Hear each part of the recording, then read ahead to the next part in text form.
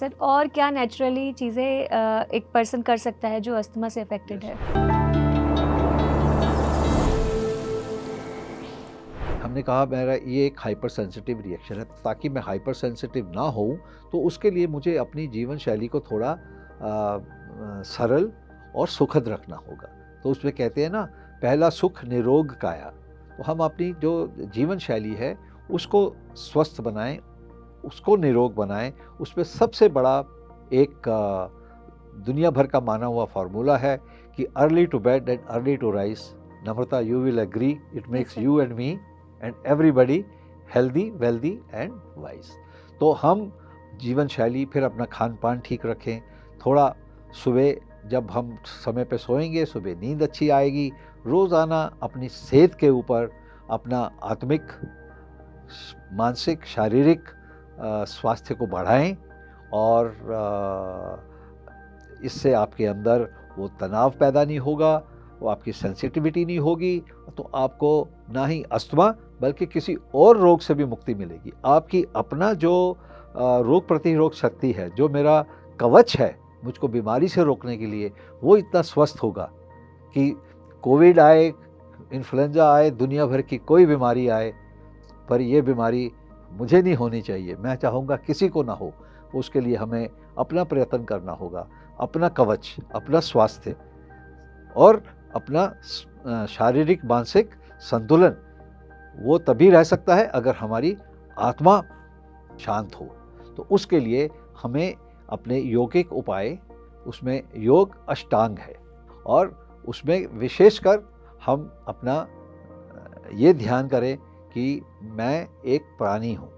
तो ये जो सांस है, ये मेरे प्राण से मेरे शरीर में कोशिकाओं में दौड़ के मुझे जिंदा रखता है और मेरे जीवन की इस साइकिल को एक्टिव रखता है। अगर मेरा सांस अच्छा रहेगा तो मैं स्वस्थ रहूँगा, मगर लोगों के पास तो सांस लेने का समय ही नहीं है, सोच भी नहीं है।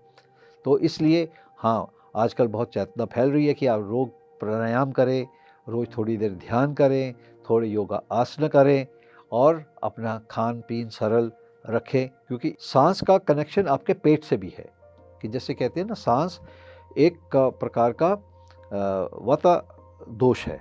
तो अगर मेरे पेट में गैस होगी, बदहजमी होगी, मेरा पेट साफ नहीं होगा, तो मेरे अंदर वो जो वात दोष पैदा होता है, वही मेरे सांस को भी कष्ट देता है और उसके साथ मेरी जो स्किन है, चमड़ी है, उसके भी कई रोग उत्पन्न होते हैं। तो ये सबकी एक दूसरे के साथ कनेक्शन रहता है। जी, तो सर यानी कि ध्यान तो हमें अपने जीवन में अपना ही लेना चाहिए। बिल्कुल, हर समय मैं ध्यान में रहूं कि मैं एक आत्मा हूं, मैं शांति प्रिय आत्मा हूं। मुझे अपनी शांति के लिए अपना संतुलन बनाए रखना है और उसके लिए मुझे योग अपनाना ही होगा, अपने सुख के लिए। और मैं सुखी तो जग सुखी। तो कहते हैं थिंक ग्लोबली, एक्ट लोकली। तो मैं अपनी इकाई से शुरू करूं, अपनी सेहत, अपना दूसरों के लिए रोल मॉडल बनूं, अपने परिवार के लिए, अपने बच्चों के लिए। तो अपने से अपना परिवार, अपना जो भी अपना सर्कल है, सोसाइटी है, और हम सारा देश। तो हमारे प्रधानमंत्री जी कहते रहते हैं आयुष्मान भारत, स्वस्थ भारत, संपन्न भारत। तो उसके लिए स्वास्थ्य बहुत जरूरी है, तभी संपन्न भारत संपन्न हो चुका है। और हमारे तो वेदों में कहा गया है, धर्मार्थ कामा मोक्षमम शरीरम मूलामुत्थमम आरोग्यम मूलामुत्थमम, कि आपको कुछ भी जीवन में पाना है तो आपको स्वास्थ्य चाहिए। अगर आप स्वास्थ्य नहीं है तो आप स्कूल नहीं जा सकते, विद्या नहीं पार कर सकते, अपना जो भी करना चाहें काम नहीं कर सकते, किसी की सेवा नहीं कर सकते, जीवन में तरक्की नहीं कर सकते। तो सबसे पहले जीवन का जो आधार है वो हमारा स्वास्थ्य है जी। और स्वास्थ्य योग में है। जी, तो सर जैसे अब अस्थमा के जो पेशेंट्स हैं, वो अगर योगा आसन करें, एक्सरसाइज करें, तो ये उनके लिए सेफ रहेगा? हाँ, जो पहले तो जो करेंगे उनको होगा ही नहीं। Number 1, prevention is better than any cure. Number 2, early intervention.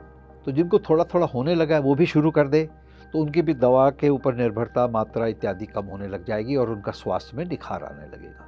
हाँ, जिनको बहुत ज़्यादा तकलीफ है, उसमें ये जो मैंने आपसे भेदन क्रिया का, ये हमारे आयुर्वेद का अंग रहा है, परंतु जैसे हमारा बुद्धिज़्म चाइना जापान तक फैल गया तो उन लोगों ने इस क्रिया के ऊपर ज़्यादा ध्यान दिया और आज इसको एक्यूपंक्चर का नाम देके सारी दुनिया में ये मशहूर हो रहा है और उसको जैसे मैंने बताया वर्ल्ड हेल्थ ऑर्गेनाइजेशन की मान्यता है और दुनिया में बहुत इसका बढ़ता जा रहा है।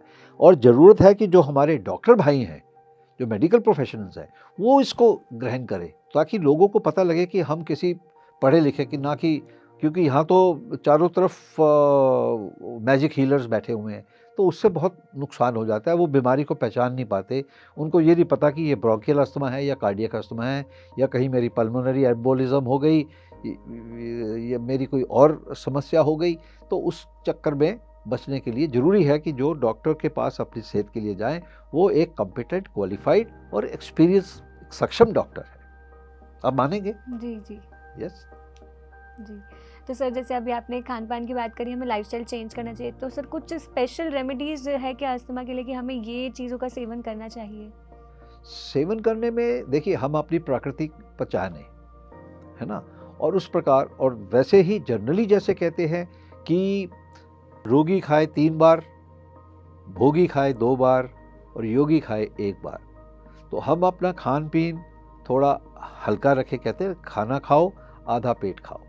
उससे पहले जो भी आप खाना खाओ उसको अपने मुंह में जितनी देर तक वो खाना रहेगा, जितना उसको आप अच्छे से चबाएंगे उतना आपकी पाचन क्रिया आसान होगी और उसका आपको लाभ ज़्यादा मिलेगा।